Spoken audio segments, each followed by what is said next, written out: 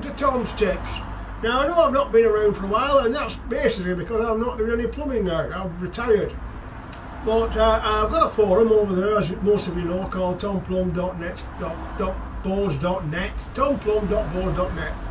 And if you want any advice, you're free to come over there, and I'll give it you, or some of the lads will, so you get, you know, 2 or 3 opinions. But anyway, sometimes somebody comes out with something over there which I think is worth mentioning. And this is the very thing there, these electronic testers, these screwdriver testers. You know, you put these on a live main, and they're very dangerous actually. I'm going to tell you why. There's other methods to do. First of all, there's the manometer. No, there's not. That's not a manometer. That's a multimeter. See, I'm going on, you see. When you get my age, there's 3 things you lose. First is your memory, and I can't remember what the other 2 are.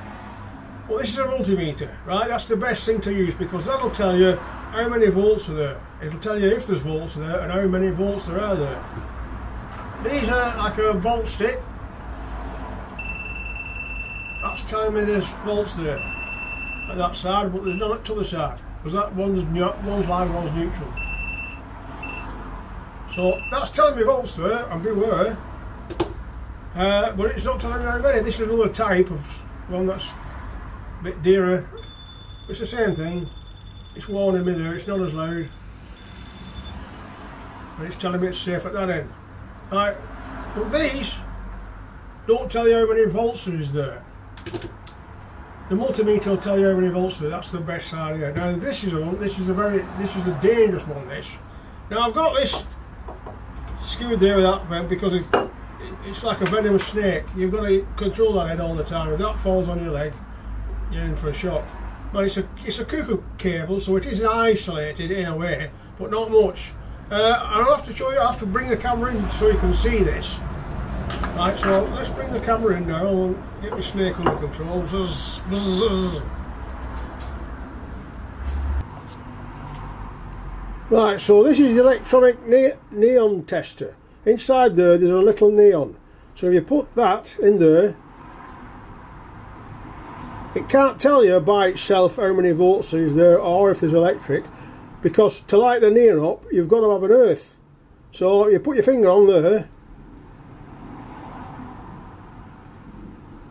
see that light? It's lighting up, and that's because I'm earthing it. I'm earthing that 240 volts with my finger. So that's just an indication to start of how dangerous it is.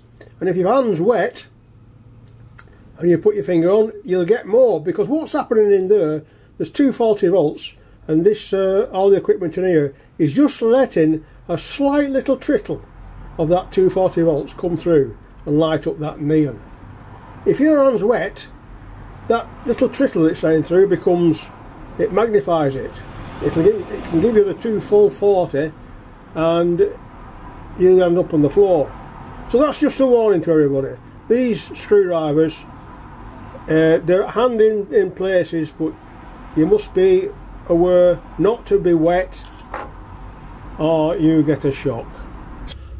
So that's all I wanted to warn you about today, ladies and gentlemen. That little screwdriver, it's on for sale. It's on sale anywhere at a cheap price, and it's an handy thing to have, but just beware, it can bite. So that's all the pontificating I'm going to do today. I'll see you all again sometime. See you now.